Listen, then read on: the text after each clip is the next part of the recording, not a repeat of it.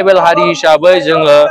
जोंनि इक'नमिकेलि स्टेटासा जोंनिया गोजौ नङा हिसाबै जायगानि कलेजफोराव जोंहा फरायनो थाखाय राइट्स मोननांगौ नाथाय बे कलेजफोरनि स्टेटासा दिनैनि थारिखआवहाय बड'लेण्ड इउनिभार्सिटिनि एफिलिएटेड कलेजनि सिङाव थानानै दिनै इउनिभार्सिटिनि सिङाव थानानै दिनै नांगौ रोखोमनि राइट टाइमाव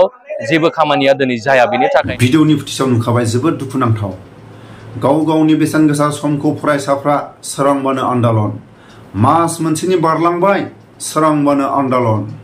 जोबोद दुखुनांथाव प्रमद बर'आ बुंदोंमोन बिटिआर एकर्डजोंनो बर'फोरनि जेंनाया सुस्रांजाबाय फरायसाफोरनि जेंनाया सुस्रांजाबाय बर' माहारिनि फरायसाफ्रा नांगौ बायदि मोनफ्रोमबो जेंनाया सुस्रांजाबाय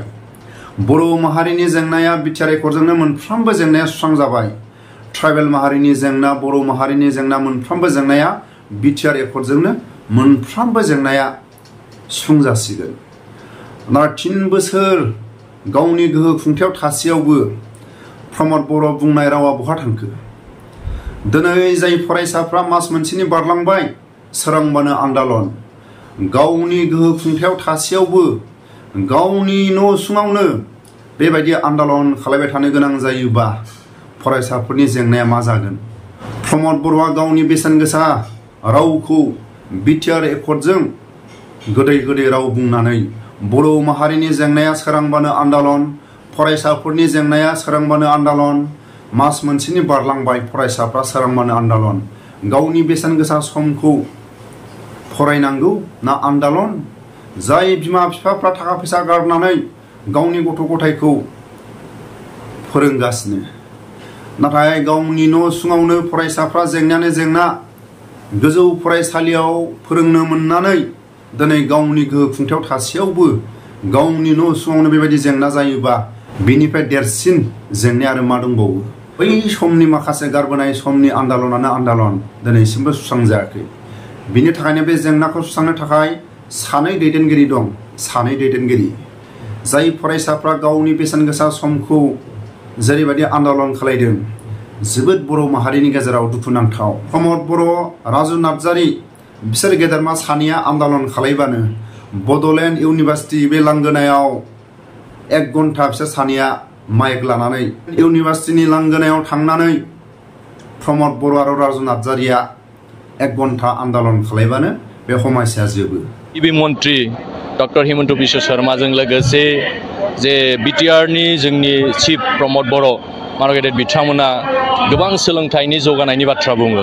बिराद मोजां मोजां बाथ्रा बुङो नाथाय दिनै उइदाउट बड'लेण्ड इउनिभार्सिटिखौ गारनानै माबोरैहाय सोलोंथाइ जौगानायनि बाथ्राखौ बिथांमोना साननो हायो जों नुबाय दिनै बड'लेण्ड मुलुगसोलोंसालिनि सिङाव गोबां एफिलिएटेड कलेजफोर दङ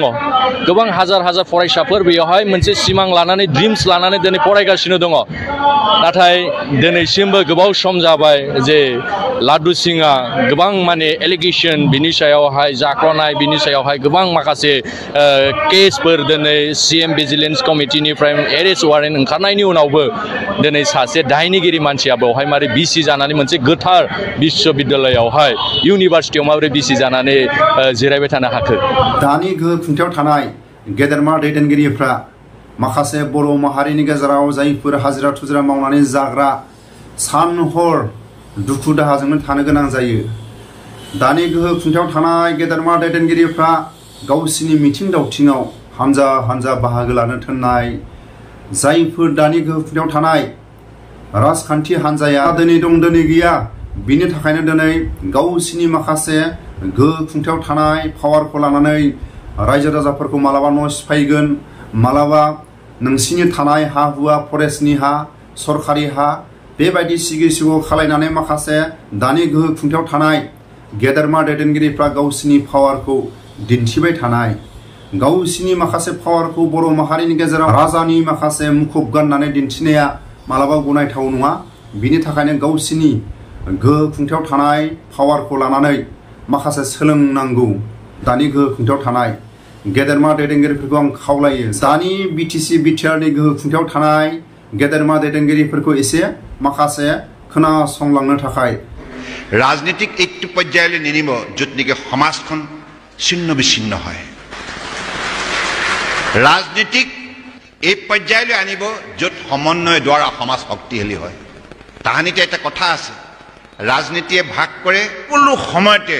এক হৈ থাকিব দেই, মিলাপ্ৰীতি থাকিব। যিমানেই দুৰ্যোগ নাহক কিয়, যিমানেই ধুমুহা নাহক কিয়,